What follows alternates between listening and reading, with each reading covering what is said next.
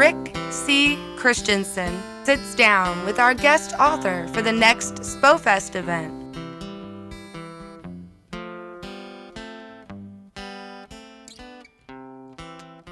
Hello, everyone. I would like to welcome our guest today and all of you to our SpoFest guest author interview segment. Our guest author today is Linda Trott Dickman, and she's joining us to discuss her new book, and it is called Road Trip 2. And we'll talk also today about Road Trip 1. Let me tell you a little bit about Linda. Linda is an award-winning poet. She is the author of 4 chapbooks. Her work has been featured in local and international anthologies. She is the coordinator of poetry for the North Port Arts Coalition, and also does Poets in Port, which is a wonderful a poet event with featured readers and an open mic. She teaches at local museums. She leads a poetry workshop at Samantha's Little Bit of Heaven coffee house. So she is a lot of things to a lot of people. And today she is our guest author, and we are just really proud and pleased to have her here today. So welcome, Linda, and thank you for joining us. Good to be here, Rick. Really good to be here. So I am going to jump right into our questions here because everybody wants to learn more about you, and we want to talk about this wonderful book that was recently released and published. We will, before this is over, we'll put up into the chat, and then we will have again next Tuesday when we have SpoFest, how you can get a copy of it. And of course, if you come to SpoFest, Linda will be providing for a drawing a signed copy of the book. And so there's one additional reason for everybody to come to SpoFest next Tuesday, and we'll be talking the details of that later. So I'm really excited to do this. I'm going to start out. Everybody likes origin stories. The most popular superhero movies are the origin stories, and I want to do a poet's origin story today. You've been a poet for quite a while. What are some of the things that motivated you to become a poet? And then what keeps you writing and publishing so prolifically? Okay, so I did some thinking about this, and I think I always wrote poetry, but the first time I remember writing poetry was in a Girl Scout camp or a CYO camp in the High Sierras in California, called Camp Emidio and Santacuya. And it was 1962, and I was sitting under a tree with a marble notebook and writing about trees and squirrels and nature. But I don't remember what I wrote. I just remember that I was writing at that time. Okay. Wait, that's the first part of the question. So second, you had the part 2. So you wanted to know what keeps me writing and publishing so prolifically. Well, the writing prolifically, I can't stop. It just happens. And I just keep writing. I have been known to take notes in a meeting in rhyme just to play the game of trying to do it. I've been asked to write. I used to write my monthly report at the last school I was in poetry. I would write a poem instead of a monthly boring, this is what was happening in the library. I've written for church newsletters. I've written for special occasions at school, at church. There's also a 25 years plus tradition that David and I have of writing a poem for our neighbor up the street, Mr. Halloween, who was in a slasher film in the 80s, and he's a madman. That being said, we've been writing poetry for him for over 25 years. So it's just kind of breathing, you know? Wow. Yeah, I get it. We don't write because we want to, we write because we have to.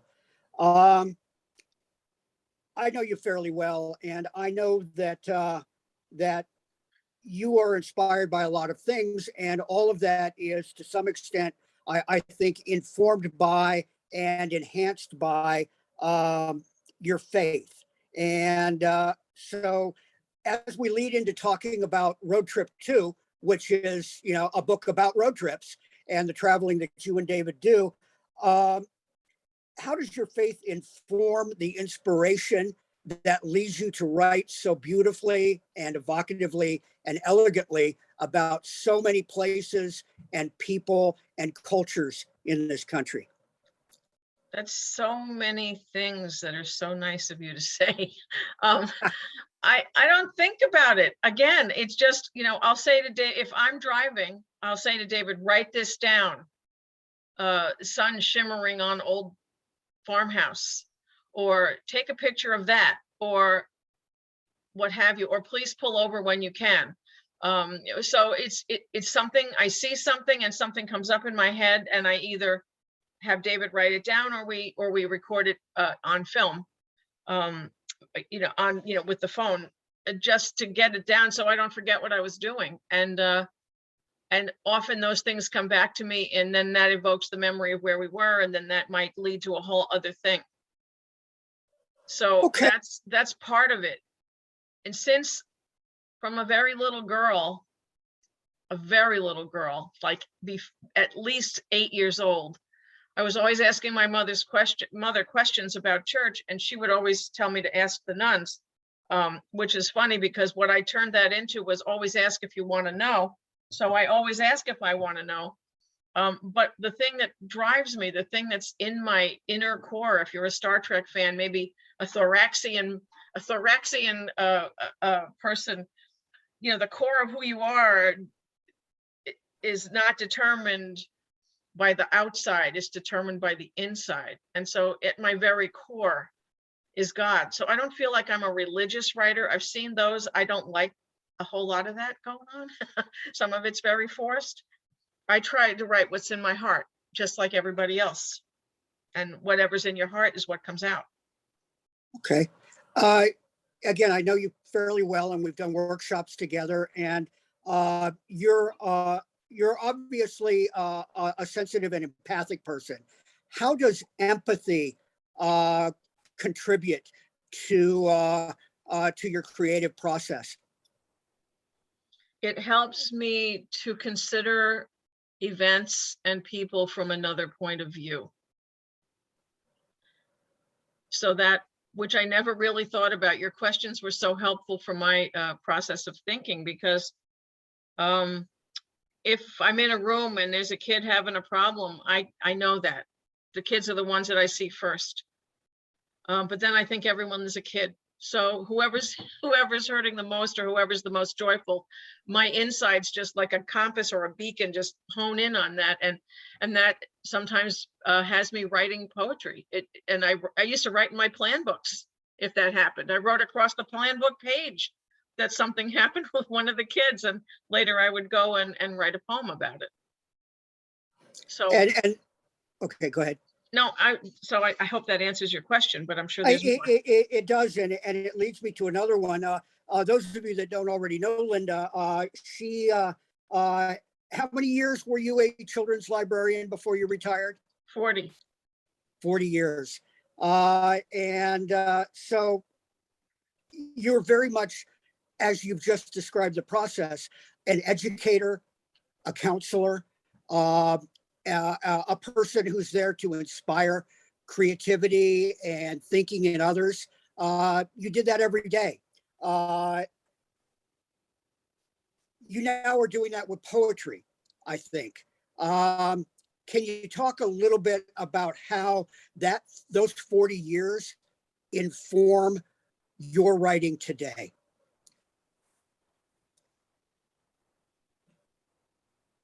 I read a lot of books. And in that process, it quickly became apparent to me that my favorite books were, and still are, picture books.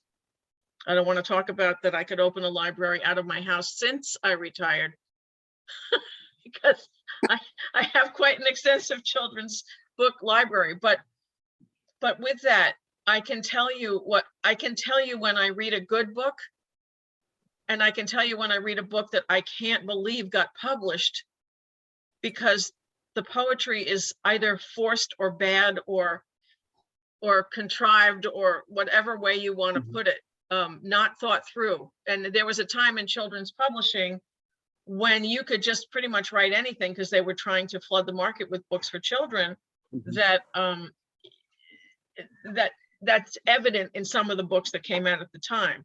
So the poetry, my poetry has been informed by such wonderful poets and anthologists as Lee Bennett Hopkins, who was my first inspiration as a college student in the 70s, in the late 60s, in the early 70s.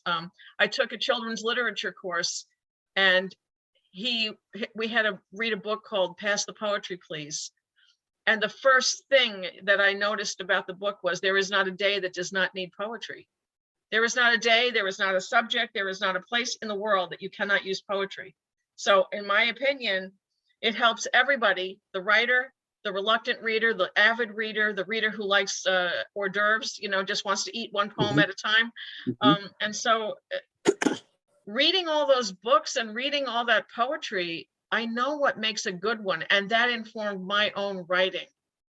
So if you were to ask me, I've got some favorite children's poets and some favorite adult poets, if I have to dichotomize, although I think good poetry is good poetry, no matter who you're writing for. Well, speaking of good poetry, can you do me the favor of holding up the book and then reading the first selection? There it is, Road Trip 2, On the Road Again. And if you would, we would love to hear one of the poems from this book, and then we'll do a couple more a little later after a few more questions. But please, I've been looking forward to this. So the conversation. Before I read it, do you want a little backstory, or do you want the backstory afterwards? No, go ahead and give us a little bit of backstory, and then you can follow up after. Okay, so this actually happened on the shores of a lake in Quinault, Washington. And I started talking to a crow, and it didn't turn into a poem until the crow started to do what I asked him to do. So the conversation, Quinault, Washington. It was no Lake Placid, but a placid lake. Ribs of piers rising, peering at themselves in the mirror. It was a short stub perch, the crow not facing left. Could you turn, please? I'd like to get a picture. It was said in a joking manner. Then he turned to look straight at me. He had my attention now. I tried again. Just a little more, face left, please. Now it wasn't so much of a joke, but an experiment. He turned, faced left. Now, please, hold that pose. He looked at me as if to get approval. Right there, perfect. He stood as reflective as the pier stubs. Perfect indeed. He never said a word, and I heard it all. Oh, wow. Thank you. Beautiful. Yeah, this poem is I see it as being like so many of your poems, because what you do is you take another consciousness, another entity, you do it with places, and you are able to, oh, beautiful. You're able to show the unique connection that you were able to find with that place and in that time. And that leads me to my next question. You and David love to travel, and you consistently, this is the second book on this topic, you turn your journeys into just these beautiful stories and poetry. It's as if you've turned the world into an ekphrastic prompt. So what are some of the things about your destination locations that alert you that they will probably result in one or more new poems? I did a lot of thinking about that too, because it's funny. The first book was inspired knowing that we were going to take a trip. And knowing that I had a contest coming up in April, because I had entered it for the 3 Aprils before. And I thought, okay, the rules of the contest say that you cannot write the poems before April. You have to write them all in April over the course of the 30 days. So I took notes for each location and many, many, many pictures. And so it was inspired by knowing that I had a contest coming up, but it's not the destinations that inspire me, because we were on our way to Arizona, but Arizona wasn't necessarily what inspired me, the first book. It was the journey. And so it was the ham sandwich we had at Robertson's ham place. And it was the kid in the place saying, you gotta have a ham sandwich. And it doesn't need any condiments, but we have them. I mean, that was part of it. It was in this book, or maybe it was in this book, it could have been no, it was Cuba, New Mexico. It could have been the little Navajo woman that came in and never said a word, but we had a whole conversation.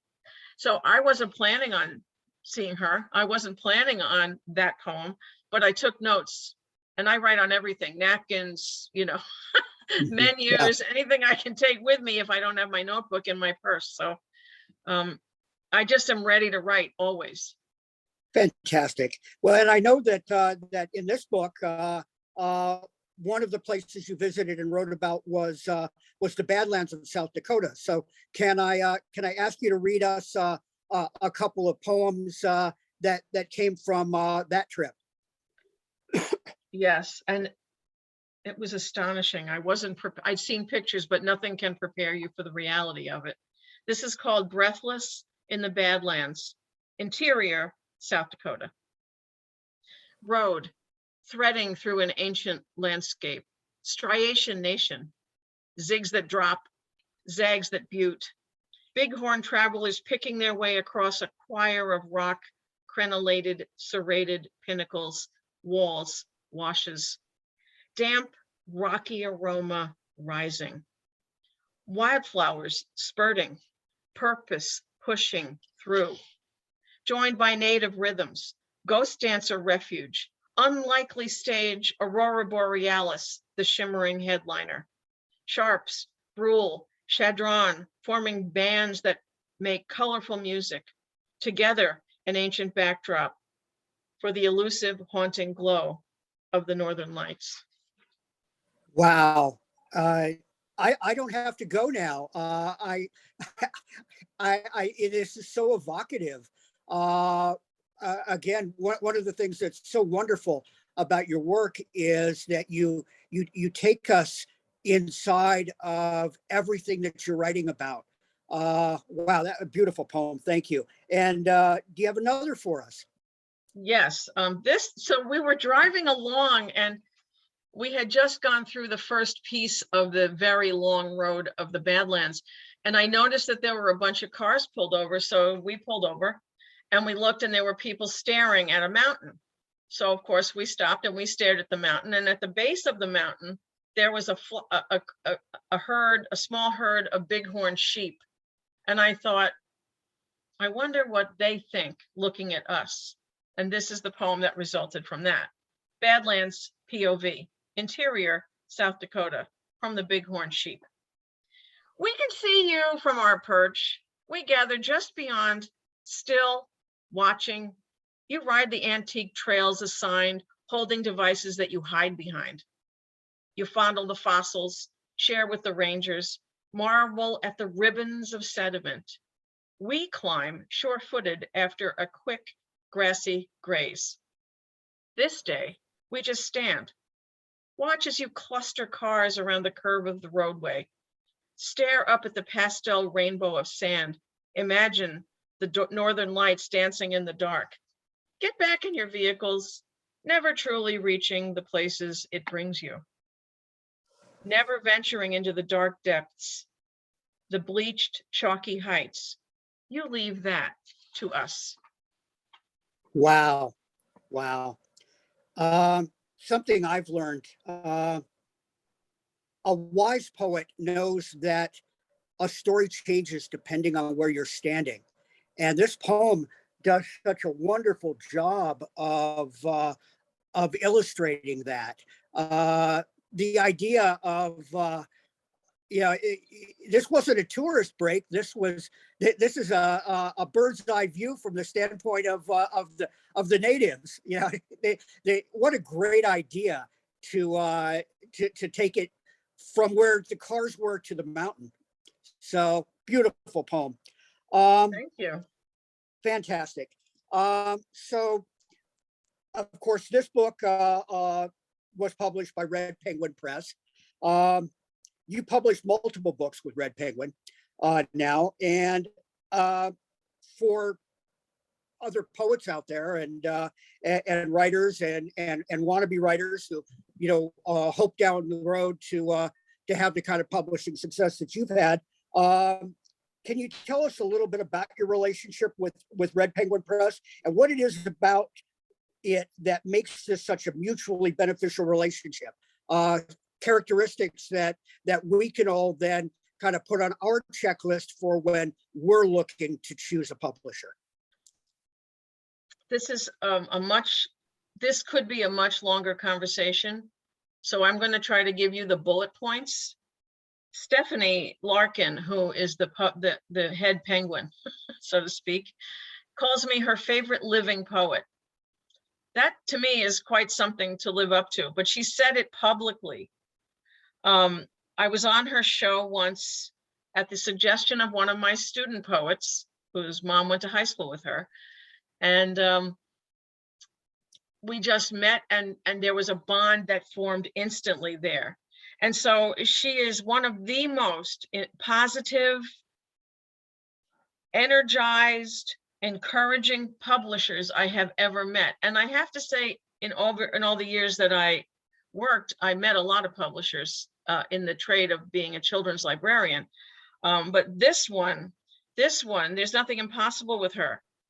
She is, there should be an Energizer penguin and it would be Stephanie. She's amazing. There's nothing impossible.